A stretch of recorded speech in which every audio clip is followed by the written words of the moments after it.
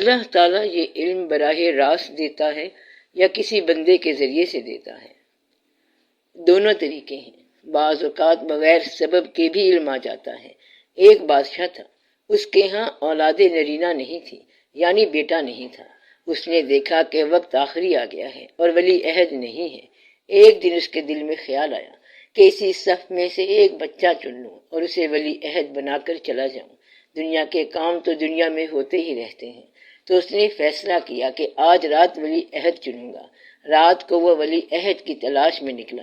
اس نے دیکھا کہ مٹی پر ایک بچہ سویا پڑا ہے۔ وہ ایک یتیم بچہ تھا جو بھوک سے مارا ہوا سو گیا تھا۔ بادشاہ کے دل میں بات آ گئی کہ یہی بچہ ولی عہد ہونا چاہیے۔ تو وہ بچہ بادشاہ کو پسند آ گیا اور اس نے حکم دیا کہ یہی بچہ ولی عہد ہوگا، اس کو اٹھا لو۔ جب بچہ صبح جاگا تو وہ اس سلطنت کا ولی عہد تھا۔ تو نہ تو کوئی اس بچے کا استحقاق ہے اور نہ کوئی ذریعہ ہے اور نہ کوشش ہے، اس کو یہ سب ایسے ہی مل گیا۔ اس سلسلے میں ایک اور مثال بزرگ لوگ دیتے ہیں کہ یہاں لاہور میں ایک بزرگ تھے۔ وہ بزرگ دریائے راوی میں پانی کے اندر کھڑے ہو کر قرآن پاک کی تلاوت کیا کرتے تھے۔ کہتے ہیں کہ وہ صبح کھڑے ہو جاتے اور شام کو قرآن شریف کی منزل پوری کر کے واپس تشریف لے آتے۔ وہ پیدل چلتے ہوئے بادشاہ کے قلعے کے پاس سے گزرتے تھے، کیونکہ ان دنوں دریا قلعے کے ساتھ بہتا تھا۔ ایک دن بادشاہ سلامت نے سوچا کہ اس درویش کی بڑی شہرت ہے، اس سے یہ پوچھا جائے کہ یہ فقیری کا علم آپ کو کیسے ملا؟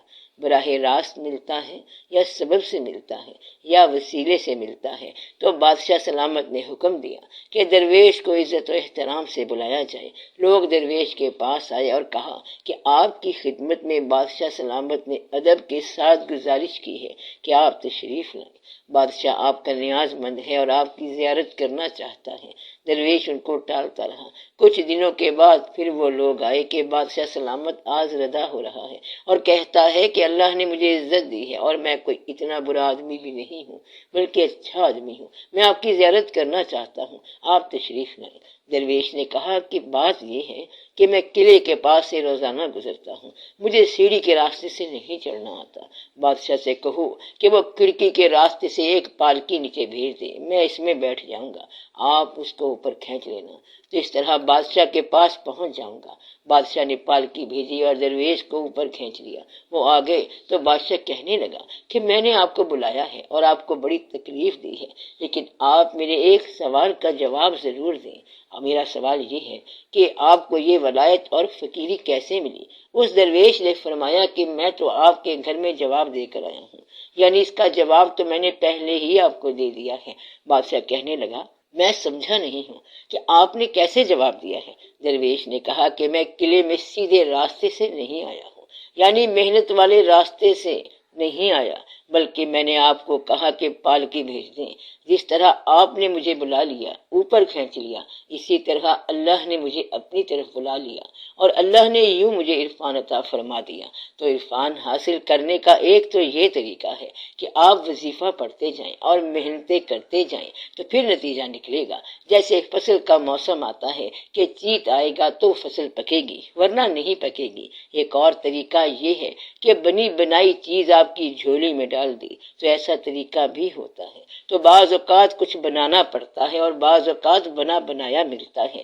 تو یہ دونوں کام اللہ تعالیٰ کے ہیں کہ بعض اوقات آپ کو بنانے کا شعور دے دے، وسیلے کا شعور دے دے، اور بعض اوقات بے سبب ہی کرم کر دے، اور جس کو میں چاہتا ہوں بے حساب اور بے سبب دیتا ہوں، کیونکہ وہ مسبب ہے، اسباب کو کریٹ کرنے والا ہے، خود ہی اسباب کے ذریعے سے دے سکتا ہے اور اسباب کے بغیر بھی دے سکتا ہے۔ تو یہ اللہ تعالیٰ کے اپنے کام ہیں کہ وہ کس طرح عطا کرتا ہے۔ اس کی عطا اور اس کی نوازشوں کا فارمولہ کوئی نہیں ہے۔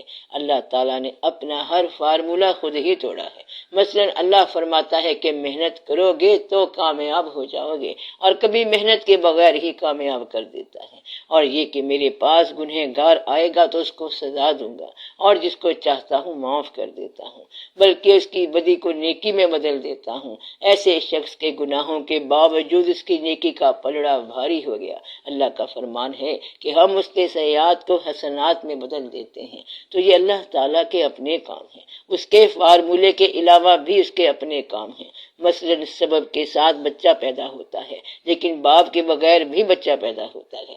اللہ نے حضرت آدم علیہ السلام کو باپ کے بغیر پیدا فرمایا ہے، اور آپ کو علم ہے کہ حضرت عیسیٰ علیہ السلام کو بغیر باپ کے پیدا کیا ہے۔ یہ اللہ تعالیٰ کے کام ہے۔ بعض اوقات ساری عمر فارمولہ ہی چلتا رہتا ہے، اور بعض اوقات بغیر فارمولے کے سب کچھ ہو جاتا ہے۔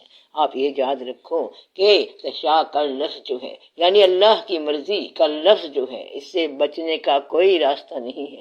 جس کو وہ چاہتا ہے سب کچھ دیتا ہے۔ تو مطلب یہ ہے کہ چاہنا بھی اسی کا ہے اور وسیلہ بھی اس کا ہے۔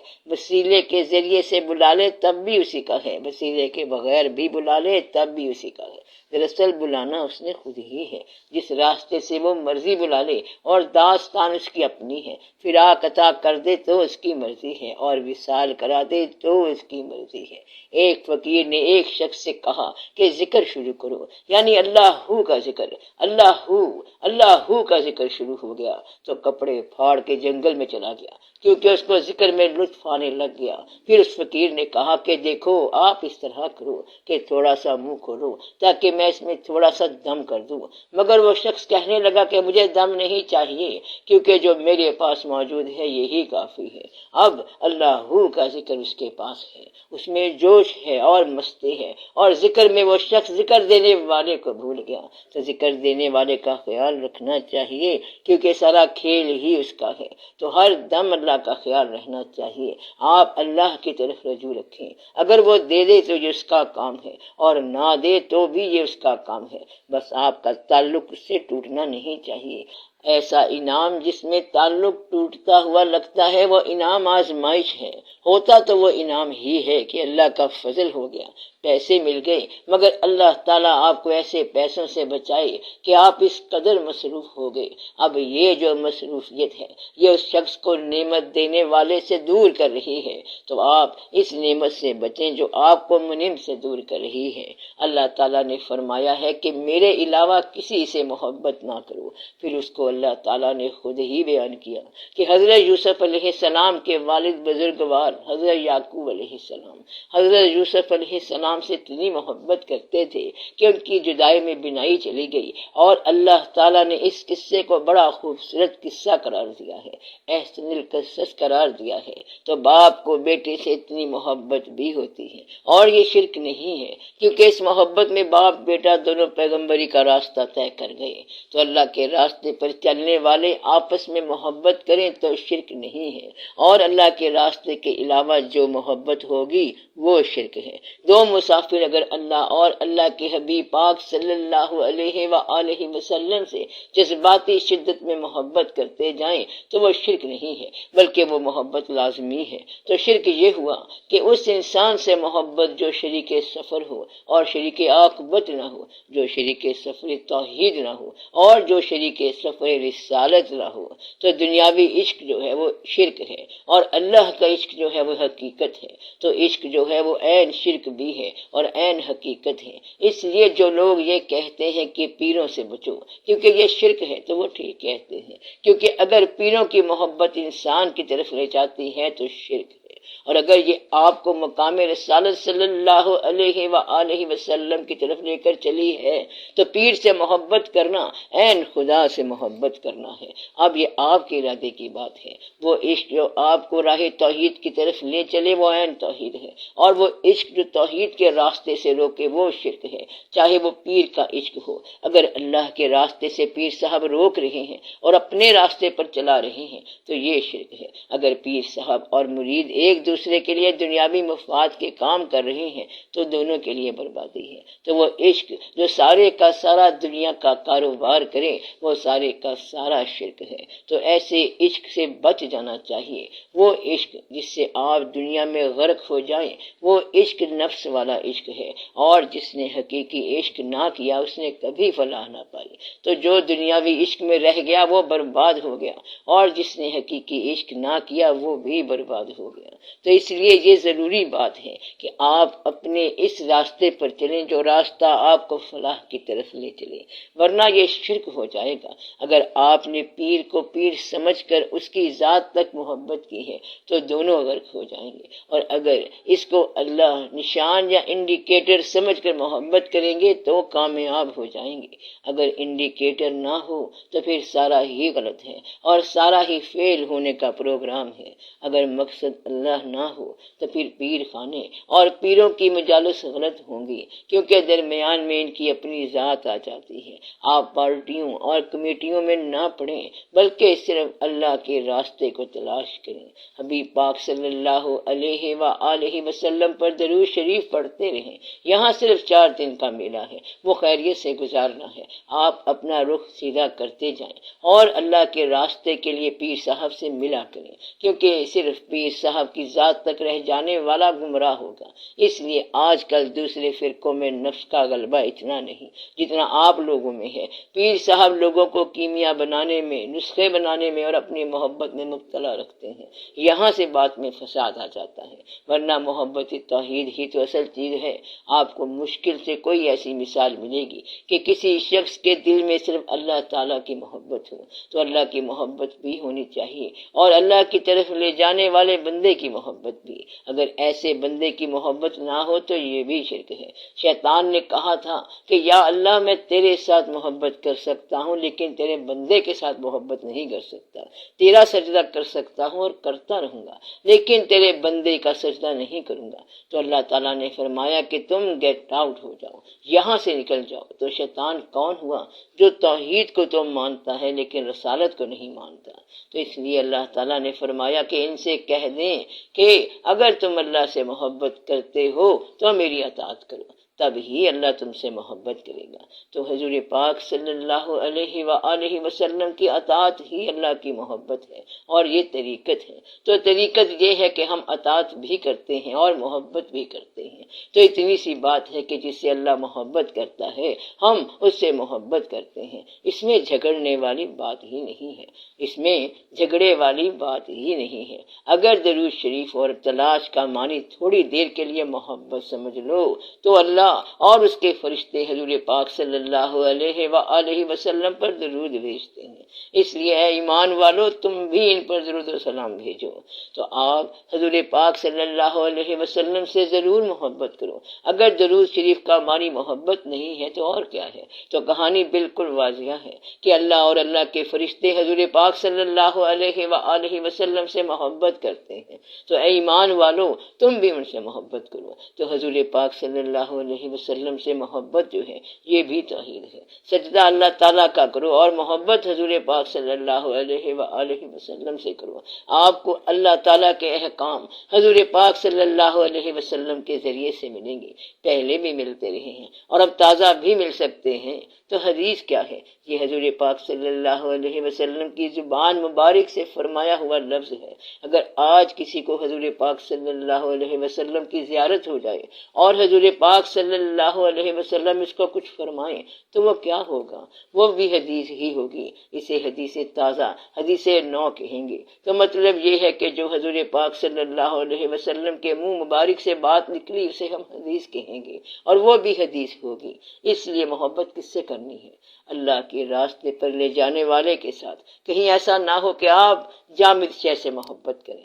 جامد کے معنی رکی ہوئی شے ہے اور وہ دنیا سے محبت کرنے والی شے ہے۔ تو اگر اس شے کی طرف آپ راغب ہو جائیں تو پھر یہ جو منبع ہے یہ غیر اللہ ہے، اور اگر اللہ یعنی کہ اللہ کی طرف لے جانے والی محبت آپ کو مل جائے تو آپ کو وہ محبت عین اللہ کی طرف لے جائے گی۔ تو یہ سفر مع اللہ ہے۔ مع اللہ کا معنی یہ ہے کہ اللہ والوں کے ساتھ سفر۔ تو جنرلی اللہ والوں کے ساتھ سفر جو ہے یہ مع اللہ ہے۔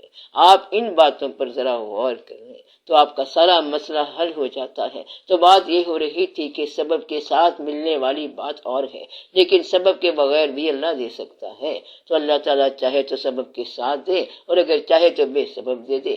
مطلب یہ ہے کہ اگر اللہ تعالیٰ چاہے تو مجاز کے ساتھ اپنا راستہ طے کرا دے، اور اگر چاہے تو دوسرے راستے سے طے کرا دے۔ یہاں یہ احتیاط رکھنی چاہیے کہ وہ مجاز جو اللہ کے علاوہ نکل آئے اسے مجاز نہ کہنا، وہ مجاز نہیں ہے بلکہ وہ رکاوٹ ہے۔ مجاز جو ہے یہ حقیقت کے ایک روپ کی بات ہوتی ہے، اور وہ مجاز جو اللہ کی طرف لے جائے وہ ٹھیک ہے۔ وہ جو دنیا کے اندر غرق ہے، پیسے سے محبت میں ہے، اشیاء سے محبت کرتا جا رہا ہے، مکان سے بھی محبت کرتا جا رہا ہے، وہ اندر ہی اندر غرق ہوتا جا رہا ہے، تو یہ محبت جو ہے یہ مجاز نہیں کہلاتی بلکہ یہ غیر اللہ کی محبت کہلاتی ہے۔ محبت تو آپ ضرور کریں گے، یہ تو اللہ تعالیٰ نے فرما دیا ہے کہ انسان محبت ضرور کرے گا اور ہر آدمی محبت کرے گا۔ اب دیکھنا یہ ہے کہ آپ محبت اللہ تعالیٰ سے کرتے ہو یا غیر اللہ سے کرتے ہو، یہ اللہ کی مرضی ہے، بات پوری کرے یا نہ کرے۔ وہ باری تعالیٰ تو پیغمبر سے کہتے ہیں کہ میں تم سب پر عذاب ڈالنے والا ہوں۔ پیغمبر نے سب کو بتا دیا کہ عذاب آنے والا ہے، لیکن عذاب نہیں آیا، اور لوگ پیغمبر کے گرد جمع ہو گئے کہ جناب آپ نے ابھی یہ کہا تھا مگر یہ تو نہیں ہوا۔ تو پیغمبر نے کہا کہ میں اللہ سے پوچھتا ہوں کہ بات کیا ہوئی ہے، میری بات جھوٹی کیوں ہو گئی ہے؟ جب اس راز کو انہوں نے پوچھا تو اللہ نے کہا کہ اس عذاب کو میں نے کسی کی دعا سے ٹالا ہے۔ تو پیغمبر کو اللہ نے کہا کہ اب ذرا مچھلی کے پیٹ سے گزرو، کیونکہ یہ ہماری مرضی کی بات ہے کہ ہم نے کہا کہ عذاب دیں گے لیکن ہم نے عذاب نہیں دیا، تو تب بھی ہماری مرضی ہے، کیونکہ میری بادشاہت کے اندر شریک کون ہے؟ اللہ نے کہا کہ اے آدم اس درخت کے قریب مت جانا۔ اللہ نے اس کی وجہ نہیں بتائی کہ کیوں نہیں جانا، پھر انسان کے ساتھ عقل لگا دی گئی، اسے شعور دے دیا گیا۔ آدم علیہ السلام اپنے آپ کو سمجھاتے رہے کہ یہ ہے کیا کوئی خزانہ ہے؟ ہر شے مل رہی ہے، کھانے کو مل رہا ہے، پینے کو مل رہا ہے۔ انہیں یہ سمجھ آئی ہے کہ انسان کو اکیلا نہیں ہونا چاہیے، کوئی بندہ یا ساتھی ہونا چاہیے۔ پھر حضرت حوا علیہ السلام تشریف لے آئیں، ان دونوں نے کھوج لگایا کہ اس درخت میں کیا ہے۔ اللہ تعالیٰ نے بالکل صاف کہہ دیا کہ اس کو نہ چھونا، یہ آربیٹریری ول ہے، حکم خدا بندی ہے، لیکن یہ نہیں بتایا کہ کیوں۔ ایسی صورت میں شیطان کو شیطانی نصیب ہو گئی اور اس نے حضرت حوا کے دل میں یہ بات ڈالی اور کہا کہ میں اس کی وجہ بتاتا ہوں، اور وہ یہ ہے کہ اللہ تعالیٰ نے اس لیے منع کیا ہے کیونکہ اس درخت کا پتا کھانے سے تم زیادہ خوبصورت ہو جاؤ گی۔ کتابوں والے یہی بتاتے ہیں۔ حضرت حوا علیہ السلام نے وہ پھل کھا لیا اور پھر فال یعنی زوال شروع ہو گیا۔ حضرت آدم علیہ السلام نے سوچا کہ میرا ساتھ تو جا رہا ہے۔ انہوں نے کہا کہ ایسی بہشت کیا ہے جس میں ساتھی نہ ہو۔ اس طرح وہ بھی زمین کی طرف چلے گئے۔ پھر استغفار کا سفر شروع ہوا، اور استغفار کا سفر جو ہے یہ عروج کا آغاز ہوتا ہے، نعمت سے بغاوت زوال کا آغاز ہے، اور استغفار کا سفر عروج کا آغاز ہے۔ استغفار کا سفر چلتا چلتا معراج شریف کے عروج پر جا کر مکمل ہوا۔ آج مومن کی سب سے بڑی خواہش یہی ہے کہ وہاں جانا ہے جہاں سے ہم نکلے تھے۔ جنت کیا ہے؟ جہاں سے آپ نکلے ہیں یا جہاں سے آپ آئے ہیں وہاں دوبارہ جانے کی خواہش کا نام جنت ہے۔ جس چیز کو کھو دینے کے بعد اس کی تلاش باقی ہو وہ جنت کہلاتی ہے۔ تو جنت کیا ہوتی ہے؟ جس صفت کو کھو دینے کے بعد اس کی تلاش شروع ہو جائے اس کا نام جنت ہے۔ اس حاصل کے بعد اس سے نکلنے کی تمنا ہو وہ دوزخ ہے۔ تو دوزخ کیا ہے؟ جو چیز حاصل ہو گئی اب اس سے جان چھڑانے کی خواہش ہو تو اس کو دوزخ کہتے ہیں۔ آپ زندگی میں جو چیز ضائع کر بیٹھے ہیں وہ دوبارہ حاصل کرنا چاہیں تو وہ جنت ہے۔ تو انسان کہتا ہے کہ پھر جذبہ ضرور عطا کر، مجھے پھر پرانی شراب عطا کر، شراب سخن پھر پلا سا کیا، اور یہ کہ ہاتھ آ جائے مجھے میرا مقام ایسا کی۔ تو وہ نعمت جس کے چھن جانے کے بعد انسان اس کی تلاش میں سرگرداں رہے وہ جنت کہلاتی ہے۔ آدمی کے لیے وہی جنت ڈھونڈنے چل پڑے جسے کھو کر جہاں سے آپ نکلے ہوں اور پھر اسی گلی کی تمنا ہو تو وہ جنت کہلاتی ہے۔ تو پھر دوزخ کیا ہے؟ جس چیز کے آنے کے بعد اس سے نجات کی خواہش پیدا ہو جائے وہ دوزخ ہے۔ جس دور کے اندر آپ دور سے نجات چاہتے ہوں تو اس دور کا نام دوزخ ہے، اور وہ دور جو آپ کہتے ہیں کہ دوبارہ آئے وہ جنت ہے۔ مسلمانوں کو کس دور کی تمنا ہے؟ وہ دور جنت تھا۔ اس لیے آپ ان باتوں کو دیکھیں کہ آدمی تحقیق کرتا رہتا ہے اور اللہ تعالیٰ پیور اپنی مرضی کا مالک ہے اور کسی کی سفارش نہیں سنے گا، اور اگر آپ کی سننا شروع ہو جائے تو آپ تو اس سے کہہ کر سارا نظام ہی بدل دیں۔ اللہ تعالیٰ اگر سننے پر آ جائے تو چونٹی کی فریاد سنیں، اور اگر نہ سننے پر آ جائے تو امتیں گزر جائیں، ملتیں گزر جائیں، اور اس کا پرواہ نہیں ہوتی۔ اسے کیا پرواہ ہے؟ کیونکہ وہ مالک ہے جو چاہے کرے۔ اس لیے آپ یہ کہیں اے اللہ تعالیٰ تو جو چاہے کر کرے گا تو اپنی مرضی، اور پھر فریاد کی کوئی لے بھی نہیں ہے کہ ہم اس طرح سے آپ سے فریاد کریں، تو ہمیں بہتر ہی جانتا ہے، تو ہمیں بہتر ہی جانتا ہے، اور ہم آپ کو جانتے نہیں ہیں۔ ہمیں تو یہ نہیں پتا کہ ہم کس الفاظ سے کیا کہیں، جو کہا جائے وہ بھی سنتا ہے اور جو نہ کہا جائے وہ بھی تو جانتا ہے۔ تو پھر آپ ہی ہمارا فیصلہ کر، اور ہمارا فیصلہ بھی آپ ہی سنا۔ ہم نے اکثر دیکھا ہے کہ مانگنے والا عام طور پر اپنے حقوق سے اپنے آپ کو خود ہی محروم کرتا ہے۔ مثلا کسی کے بارے میں اللہ کے ہاں سوچا جا رہا ہے کہ اس کو بادشاہ بنا دیں، فیصلہ ہونے والا ہے، اتنے میں اس بندے کی درخواست آ جاتی ہے، کہتا ہے یا اللہ مجھے ASI لگا دیں۔ کہنے کا مقصد یہ ہے کہ مانگنے والا عام طور پر اپنے آپ کو اپنے حقوق سے خود ہی محروم کر دیتا ہے۔ اگر مانگنا ہے تو عقل مانگو، شعور مانگو، اس سے مانگنے کا شعور مانگو، مگر سب سے بہتر ہے کہ آپ خاموش ہی ہو جائیں، بن مانگے کھڑے ہو جائیں۔ سائل وہ جو سوال نہ کرے، کیونکہ یہ بارگاہ سمدیت ہے۔ سائل کون سا اچھا ہے، جو سوال نہ کرے، اور جو سوال نہیں کرے گا وہ وہیں ٹھہرا رہے گا۔ یہ اس نے بڑا کمال کر دیا ہے، کیونکہ دینے والے کا ساتھ ہو تو پھر لینے کی ضرورت ہی کوئی نہیں ہے۔ جو مانگ کر لے گئے پھر ان کو وہاں سے نکال دیا گیا، اور جس کے پاس دینے والے کا ساتھ ہے اور وہ ہمارے ساتھ ہے تو ہم نے لینا ہی کچھ نہیں ہے۔ جس کو ملا وہ وہاں سے چلا گیا۔ اللہ نے جن کو اپنا بنا کر رکھا تو پھر ان کو اپنا بنا کر رکھا۔ بس آپ دینے والے کے پاس رہیں اور لینے کی کوشش نہ کریں، کیونکہ جس کو مل گیا پھر اس کو دور بھیج دیا گیا کہ آپ اپنی ڈیوٹی پر جاؤ۔ عام طور پر جب کسی انسان کو روحانی طور پر سرفراز کیا جاتا ہے تو اس کی ٹرانسفر ہو جاتی ہے، یعنی اس کو دوسری منزل پر بھیج دیا جاتا ہے۔ اس لیے اس بات کا خیال رکھیں کہ آپ پکے رہیں۔ اللہ تعالیٰ سے مانگے بغیر ملے گا۔ جس طرح اس نے آنکھ دی ہے، بینائی دی ہے، شعور دیا ہے، ذہن دیا ہے، اولاد دی ہے اور ماں باپ دیے ہیں، جس طرح اس نے ہر چیز مانگے بغیر دی ہے تو وہ اور بھی مانگے بغیر دے گا۔ آپ اس کے کام اس کے حوالے کریں۔